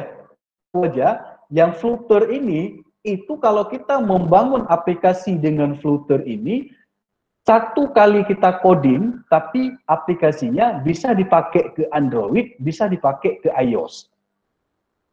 Itu kalau dipakai dengan Flutter. Flutter, karena dia cross-platform, aplikasinya bisa diinstal ke Android, bisa juga diinstal ke iOS. Contohnya seperti ini. Saya ada aplikasinya, sebentar. Saya buka satu lagi. Open, Flutter. Ini ada Flutter. Use Windows. Saya buka satu lagi. Nah, ini ada aplikasi Flutter. Saya juga membangunnya pakai Android Studio dengan menggunakan tool yang sama. Nah, coba perhatikan di sini di dalam struktur project-nya. Saya tunjukkan struktur project-nya. Kalau yang Flutter, ini yang Flutter, yang cross platform. Di sini ada tersedia menu untuk mengkonvertnya ke dalam satu Android, satu iOS. Ada iOS, ada Android. Artinya, walaupun kita membangun aplikasi ini satu kali kerja saja, artinya dia bahasa digunakan bukan bahasa Java ya, tapi kalau Flutter ini dia menggunakan bahasa ini, bahasa namanya Dart. Ada satu bahasa pemrograman baru namanya Dart. Ini namanya. Ini kalau kita membangun aplikasi dengan menggunakan Flutter, framework Flutter ini, kita bisa mengkompil aplikasi ini, mengekspor aplikasi ini ke perangkat Android bisa, ke iOS juga bisa. Jadi satu kali kerja kita bisa menginstal aplikasi ke dalam dua platform, iOS dan Android. Ini Flutter. Kalau ini misalnya di sini udah ada kodenya langsung, kita tinggal build saja. Tapi kalau misalnya yang Java ini maaf ya masih download ini, dia tidak disediakan untuk iOS, tapi dia hanya disediakan khusus untuk Android saja. Jadi kita harus banyak kerja ini. Artinya kalau pakai bahasa Java supaya bisa aplikasi ini ke iOS, ya berarti kita harus coding lagi dari nol. Berbeda dengan Flutter. Kalau Flutter ini dia bisa satu kali kita kerja coding ini, kita buat kode-kode yang banyak yang seperti ini, tapi hasilnya bisa kita ekspor ke Android dan juga ke iOS. Ini ada dua ini, Android dan iOS. Kenapa? Karena aplikasi yang dibangun dengan menggunakan framework Flutter ini, dia bersifat cross-platform. Cross-platform artinya bisa ke semua platform, bisa ke platform Android dan bisa ke platform iOS. Satu kali kerja bisa ke kedua sistem operasi. Ini contohnya. Kalau yang misalnya yang lain lagi, contoh yang lain lagi, misalnya adalah yang Carek natif belum buat contoh, yang native script seperti ini. Ini juga sama, yang mungkin nanti akan kita pelajari ini. Kalau yang native script ini, dia juga sama. Ini ada contohnya, Dide belajar native script. Ini, project, hello world. Nah, ini dia. Kalau ini sama seperti kita belajar React.js kemarin. Dia walaupun bahasa web, kita bisa menginstalnya ke dalam perangkat Android dan juga ke dalam perangkat iOS. Nah, kira-kira ini contohnya. Ini masih lama sekali. Ini sorry ada sedikit error, tapi nggak usah peduli error tersebut. Ini yang dibangun dengan bahasa Java. Artinya di sini bisa dipakai ke OS saja, tidak bisa ke OS yang lainnya. Ini kalau dibangun dengan bahasa Java. Tapi kalau dibangun dengan bahasa Flutter, dengan framework Flutter, kita bisa misalnya menyediakan aplikasi tersebut ke dalam iOS dan juga ke dalam OS Android. Dua-duanya bisa. Kalau menggunakan framework namanya Flutter. Ini Flutter. Oke, itu contohnya kira-kira. Nah, yang contoh hybrid, yang misalnya yang Cordova saya nggak punya, Ionic dan PhoneGate, ini istilahnya kalau yang hybrid ini, dia sebenarnya adalah yang menggunakan bahasa web. JavaScript, CSS, dan juga HTML. Saya nggak bisa kasih contoh kalau yang hybrid, karena saya nggak terlalu konsen yang untuk Cordova, Ionic, dan PhoneGate ini. Belum pernah buat soalnya. Yang sering saya buat hanya di native Android dan juga di cross platform yang ini, Flutter dan juga yang native script yang ini. Oke, silakan ada diskusi. Mau diskusi silakan. Kalau React Native itu bisa di platform apa aja, Pak? Android dengan iOS. Website, web nggak bisa React Native. Gimana? Kalau React Native di web nggak bisa. Web nggak? Kalau web React.js yang kita belajar kemarin. Kalau React Native itu untuk perangkat mobile. Untuk perangkat mobile. Dan dia bisa ke platform Android dengan iOS. Kalau yang ke web, di React.js. React.js yang kita belajar kemarin. Itu jawaban Raihana ya tadi ya? Iya, Pak. Oh iya. Yang lain ada? Pak, cara kerja Android ada banyak Pak ya? Maksudnya? Maksudnya gimana Zakwan? Bisa diulang?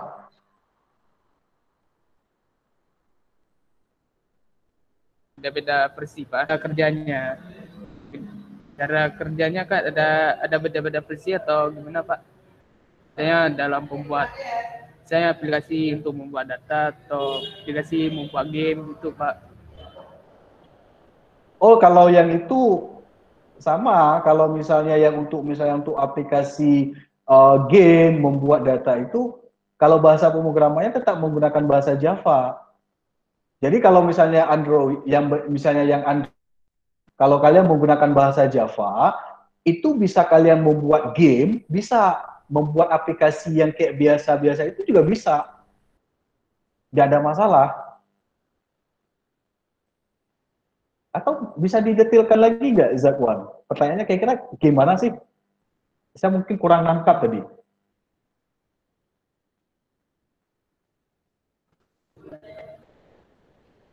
Cara kerja di Android Visual Pak.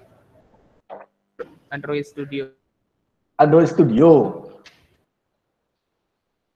Android Studio itu hanya ini aja, hanya ide ataupun tool yang bisa kita gunakan untuk membangun aplikasi pada perangkat Android. Sebenarnya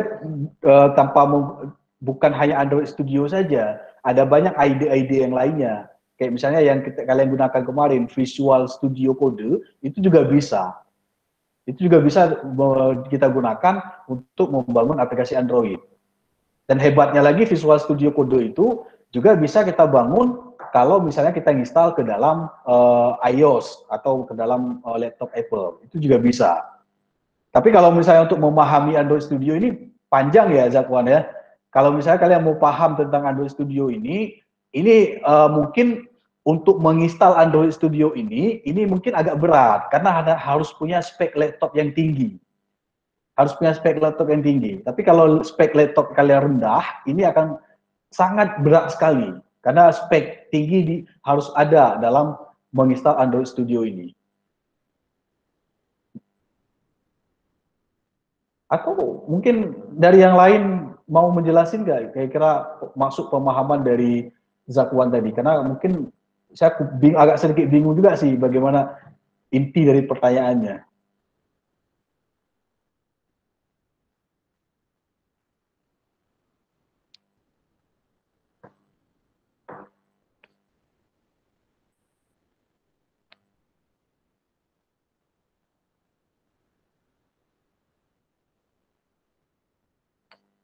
Oke, mungkin selain Zakwan, ada lain yang mau berdiskusi?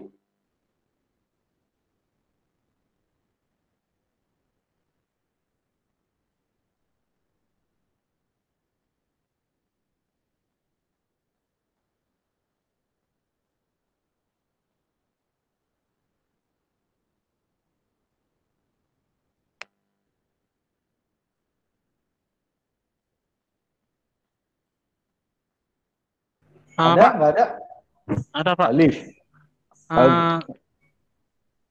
Gimana, Pak, caranya kita biar bisa kita mengetahui function-function yang dalam bahasa pemrograman itu, Pak? Misalnya kan kayak yang ada HTML, nanti ada function-functionnya, CSS, kan ada misalnya text align, ada lagi yang tipografi. Itu biar cepat paham gimana, Pak? Saya lambat pahamnya di situ, Pak, di functionnya itu, Pak. Belajar algoritma pemrograman, Alif. Biar paham nggak? Maksudnya yang isi-isinya tuh, yang style-stylenya tuh, Pak. Apa memang Iya. ada memang khusus webnya untuk belajar function itu, Pak? Ada. Kalau di mata kuliah kalian itu, di mata kuliah di dalam kuliah itu pertama, jadi intinya gini ya, dalam mempelajari bahasa pemrograman, salah satu kemampuan yang harus kalian kuasai itu adalah, kalau menurut saya, itu algoritmanya. Jadi dalam algoritma itu kalian harus menguasai misalnya ada pengulangan, percabangan, ada if, ada for, kemudian ada function, itu semuanya dijelaskan di situ, di dalam algoritma dan pemrograman. Tetapi kalau pertanyaan Alif tadi, mau menanyakan kira-kira ada nggak tempat-tempat misalnya untuk kita belajar, ada banyak, Alif. Di internet itu banyak sekali itu. Ada saya share kemarin yang belajar React.js itu di Classroom, ada saya share yang materi bahasa Indonesia untuk mempelajari tentang dasar-dasar daripada React.js. Ada di situ. Tetapi kalau misalnya kalian bertanya juga, kenapa Pak nggak jelasin ke kami Pak di dalam mata kuliah ini? Karena kan mata kuliah ini sebenarnya bukan mempelajari tentang bahasa pemrograman detailnya.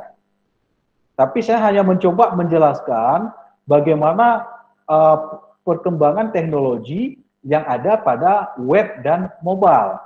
Tidak saya mengajarkan lagi detail daripada penjelasan bahasa pemrograman kayak semacam function, semacam array, semacam for dan lain-lain sebagainya, karena saya melihat itu sudah dipelajari di mata kuliah yang sebelumnya, di semester sebelumnya.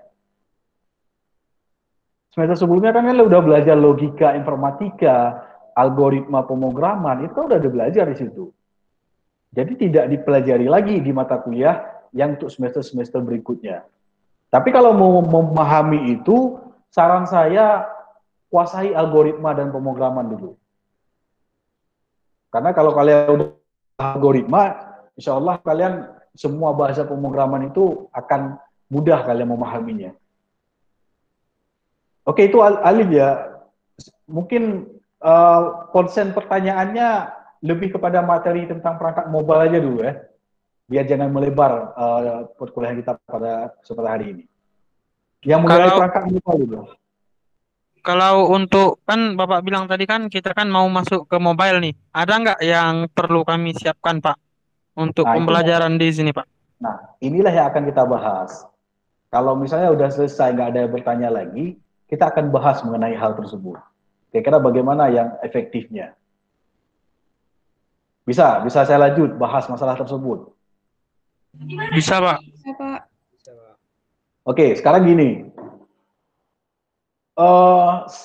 Di awal yang di dalam list perkuliahan yang sudah saya share, pertama sekali saya adalah rencananya mengajarkan tentang bahasa Java.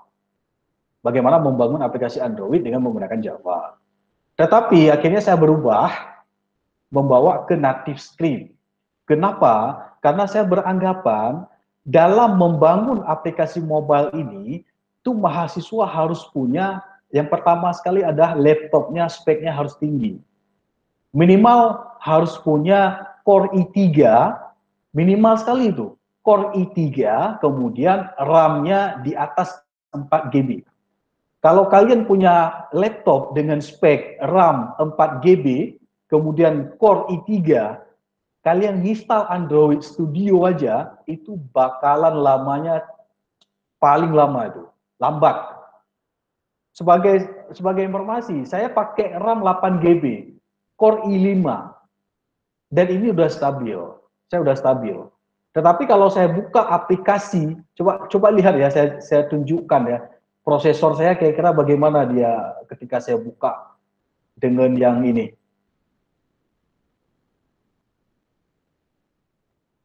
Start Manager, coba lihat, ini saya buka beberapa aplikasi. Ada emulator, ada Android Studio, lihat prosesornya, performance. Coba lihat berapa GB dihabiskan untuk dia. Memorinya aja udah mencapai 7 GB dia habiskan. Untuk saya buka Android Studio, 2 buah ini, kemudian ada juga yang saya buka emulatornya yang ini. Emulator ini paling berat nih. Ini paling berat nih. Ini sudah makan memori 7 GB. Coba lihat, perhatikan. 7 GB, hampir penuh. Dan otomatis kalau sudah buka ini, itu otomatis kinerja komputernya akan semakin lambat. Itu saya pakai RAM 8 GB. Bayangkan kalau misalnya laptopnya adalah 4 GB. Dengan prosesornya misalnya i3 ataupun i5. Kalau saya i5. Itu saya i5 saja udah hampir penuh ini. Lihat, ini ya. Kerja prosesornya. Nah, itu satu kewalahannya. Jadi, solusinya seperti apa? Saya berpikir seperti ini. Dalam belajar perangkat mobile, aplikasi mobile ini, saya tidak menuntut mahasiswa itu harus menghasilkan aplikasi mobile. Tidak wajib. Tetapi, kalian sekedar memahami saja bahwasanya pada perangkat mobile, kira-kira teknologi yang ada, misalnya kayak native, iOS, Android, ini apa-apa aja untuk membangun aplikasi tersebut. Itu poin pertama. Tetapi kalau kalian nanti punya laptop dengan spek yang tinggi, yang bisa untuk menginstal Android Studio ataupun yang perangkat aplikasi lainnya, itu disilahkan saja. Kalau bahasa saya itu sunat, nggak wajib. Silahkan saja, nggak saya tuntut misalnya. Kayak kemarin kan saya kasih tugas, harus dikumpulkan. Tapi kalau yang untuk yang mobile ini, saya nggak wajibkan kalian nanti harus buat hasil aplikasinya, ada perangkat mobile, nggak wajib. Nggak wajib, itu satu. Tetapi ada alternatif kedua. Alternatif kedua adalah, bisa saja saya nanti membagi kelompok. Membagi kelompok artinya, siapa saja dalam kelas ini 3 dan 4 yang punya laptop dengan spek yang tinggi. Nanti mereka akan saya pisahkan ke dalam beberapa kelompok. Yang intinya kalian ngerjakan tugas nanti per kelompok. Jadi bisa saling membantu. Makanya kan di awal kemarin kan saya ada meminta kirimkan siapa spek laptop kalian masing-masing. Saya mau cek. Kira-kira kalian punya nggak spek untuk belajar pada aplikasi mobile ini? Nah itu. Jadi solusinya kita pikirkan bersama sekarang. Bagaimana bagusnya? Yang jelas, kalau untuk belajar membuat aplikasi pada perangkat mobile ini, itu minimal speknya kalau disarankan adalah RAM-nya 8 GB, Core i5. Harganya tahu nggak berapa? 8 juta. Sanggup beli?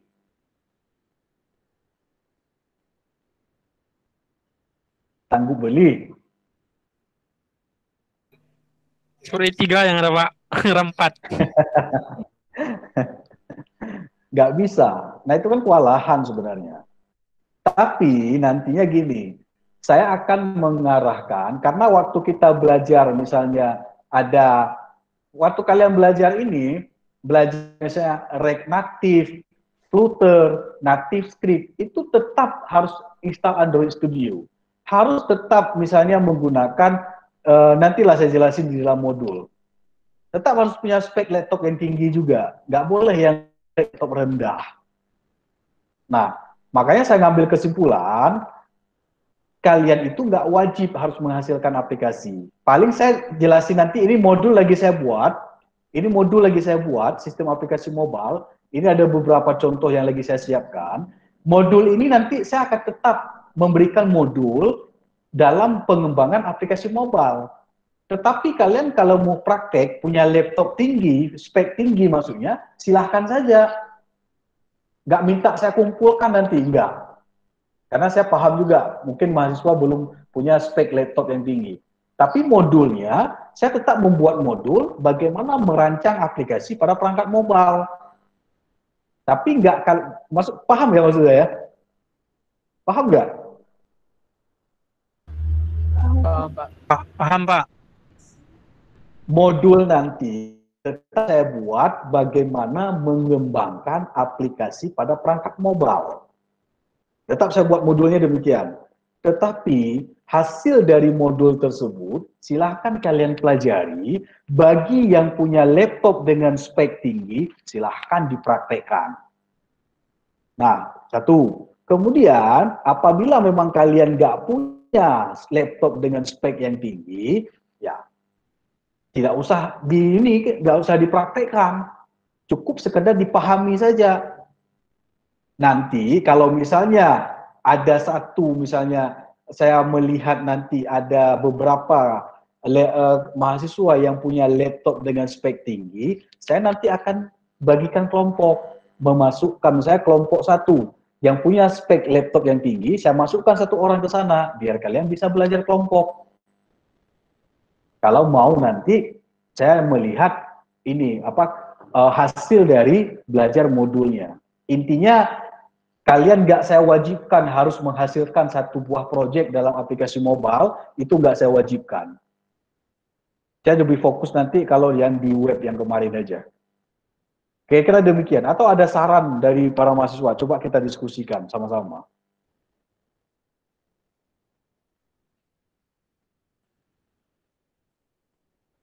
Itu memang udah paling rendah itu Pak, yang Android Studio untuk membuat sebuah aplikasi Pak. Atau ada nggak yang lain yang lebih gimana ya, lebih mudah platformnya untuk membuat aplikasi itu selain Android Studio Pak?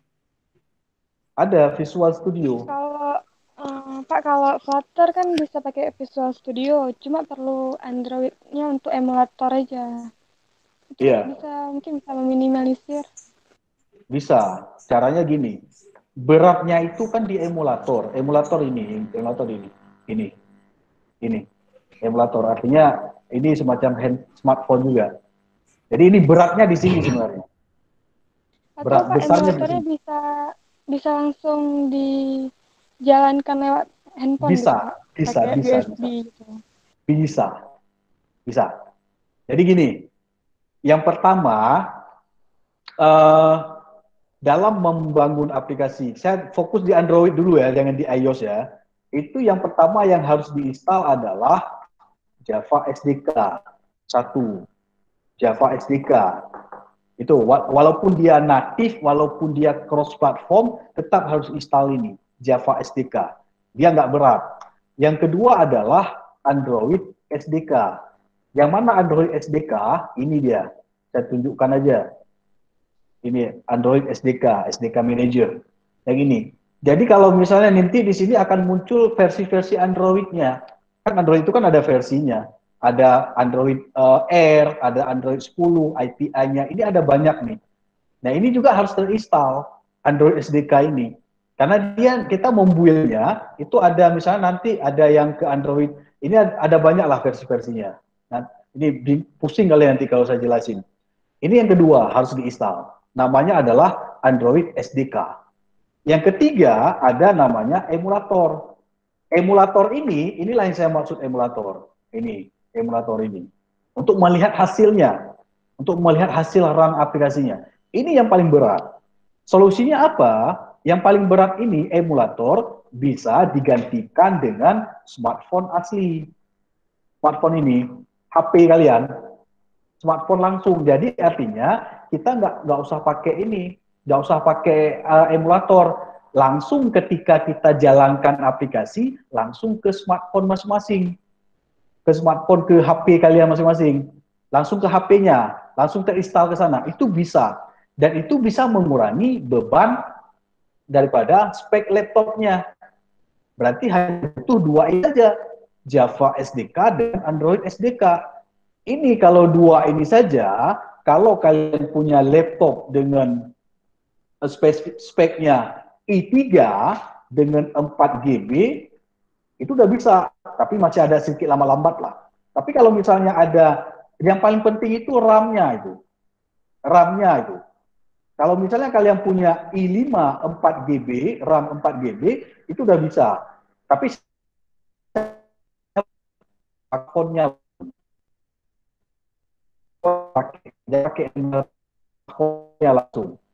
Nah, ini. Tapi yang paling penting di sini, yang paling berpengaruh sekali di sini, di RAM-nya.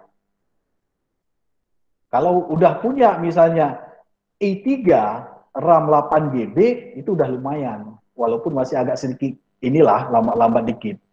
Tapi solusinya ini, jangan gunakan emulator, tapi gunakan langsung ke smartphone-nya. Karena kalau yang paling berat inilah dia, emulator ini yang paling beratnya.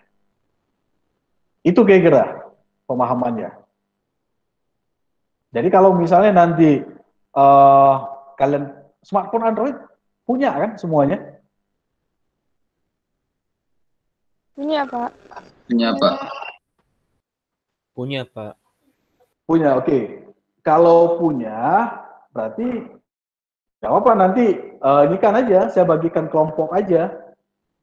Saya bagikan kelompok, jadi nanti kita coba, tapi jangan banyak-banyak kali lah belajar ini ya. Artinya jangan sampai memberatkan kalian, apalagi model offline, online seperti ini kan ribet nanti kalian nantinya.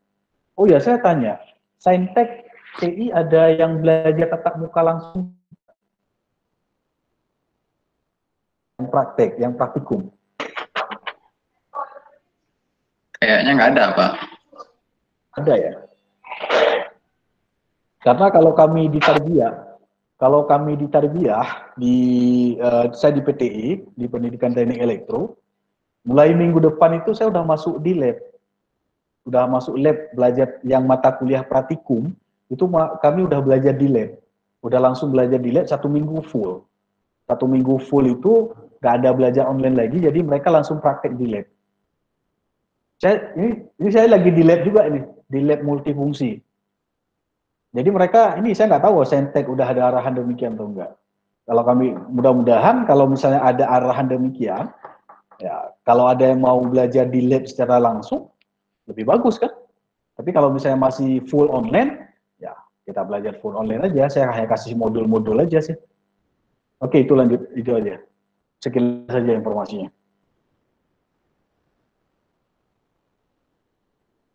Oke, bagaimana nggak? Bisa, ini saya bagi kelompok aja nanti per mahasiswa.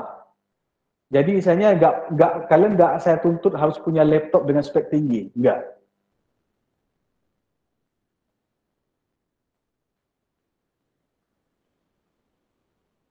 Udah jam 1 ya, udah lewat dari zuhur ya. Oke, gimana? Ada yang mau ditanyakan lagi? Karena udah jam 1. Jadi Bapak pakai native script, terus IDE-nya pakai Visual Studio atau Android Studio? Visual Studio Code atau Android Studio? Oke. Kalau nanti di dalam modul yang saya berikan, itu Android Studio tetap harus diinstal. Tetap, karena mobilnya itu lebih mudah. Kemudian, kalau kalian misalnya nggak punya Android Studio, bisa digantikan dengan Visual Studio. Nanti saya coba buatkan modulnya dalam dua versi. Versi yang menggunakan Android Studio, satu lagi yang versi yang menggunakan Visual Studio. Gak apa-apa lah, akhirnya saya harus kerja capek lagi lah.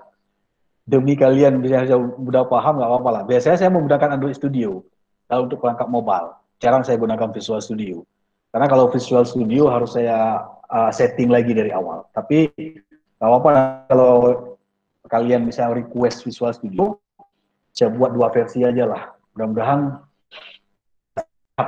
gak sakit bisa membuat modul dalam dua versi. Demikian Raihana. Artinya bisa pakai Android Studio, pakai Visual Studio. Visual Studio kode studio bisa. Baik, Oke. Pak, terima kasih.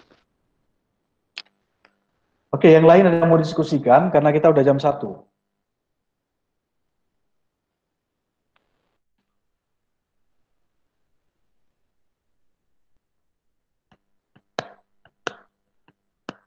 Ada, nggak ada? Cukup? Itu saja mungkin dulu Pak. Alif udah masuk lagi ya? Tadi udah keluar ya? Jaringannya lelet Pak. Oke, saya sudah sering ke Banda Aceh sekarang ya. Kalau ada mau konsul langsung, saya persilahkan. Saya stay-nya di lab multifungsi. Tahu ya? Lab multifungsi. Yang sering anak-anak arsitektur dan kimia praktek itu. Di samping Febi lah, di dekat Febi. Febi, di situ saya stay di sini, saya kebetulan ruang saya di lab, jadi silakan aja kalau mau dikonsul secara langsung. Saya dari minggu ini sampai hari Jumat, kemungkinan sampai hari Sabtu saya masih di sini. Oke. Sampai hari Jumat, Pak. Sampai hari Jumat, mungkin dalam minggu ini sampai Sabtu saya masih di sini.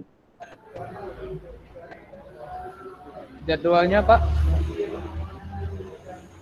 Jadwalnya saya stay di sini dari pagi sampai jam 3 gitu. Karena saya sudah minta ruang, saya stay di lab aja lah di sini. Tapi nanti lebih bagus di WA aja dulu. WA aja dulu. Ya, saya coba konfirmasi. Siapa tahu kan nanti ada kendala, ada kegiatan lain lah. Di WA pribadi aja.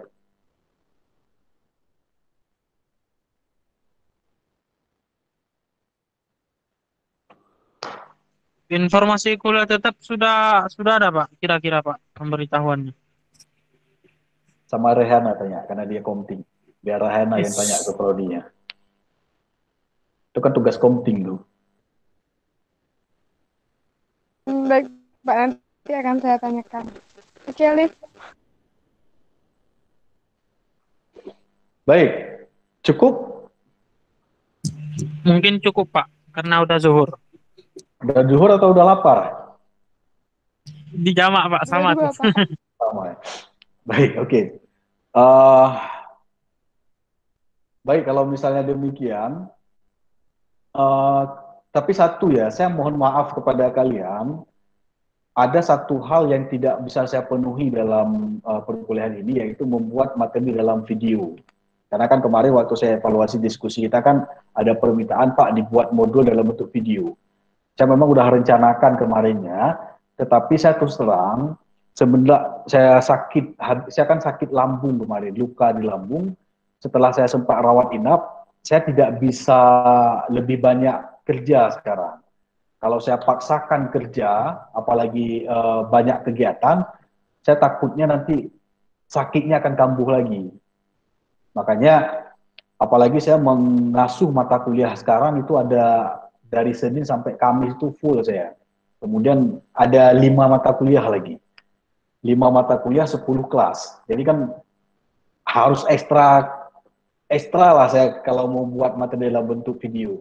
Akhirnya itu menjadi kendala, takutnya kalau saya paksakan kerjanya, saya bisa tumbang lagi nanti. Makanya saya mohon maaf, mungkin kalau yang modul dalam bentuk video, kemungkinan saya tidak bisa menginikan, tapi saya coba gantikan dalam bentuk modul aja. Itu ya, karena kalian kan ada minta kemarin Pak dibuat dalam bentuk video. Jadi mungkin kalau sempat akan saya buatkan, tapi saya takutnya nanti kalau saya kejar, saya bisa ini kan nanti, saya bisa kambuh lagi sakitnya nanti. Mudah-mudahan enggak. Itu ya sekedar informasi saja. Baik, untuk hari ini, terima kasih atas perhatian para mahasiswa semuanya. Bagi yang kelas 03, yang unit 3, besok kita tidak kuliah lagi, tapi saya hanya upload modul saja. Tapi kalian tetap absen di portal itu tetap, seperti biasa. Jadi saya sudah gantikan pada kesempatan pada hari ini. Baik, nanti modul materi ini akan saya share ke dalam classroom. Saran saya banyak-banyaklah googling atau cari-cari referensi di internet, karena tidak semua yang bisa saya berikan kepada kalian tentang belajar membuat web dan mobile. Mudah-mudahan sampai terakhir semester nanti ada sesuatu hal yang baru yang bisa kita dapatkan. Mohon maaf atas segala kekurangan pada kesempatan hari ini. Akhiri salam. Assalamualaikum warahmatullahi wabarakatuh. Waalaikumsalam warahmatullahi wabarakatuh. Terima kasih Pak, terima kasih.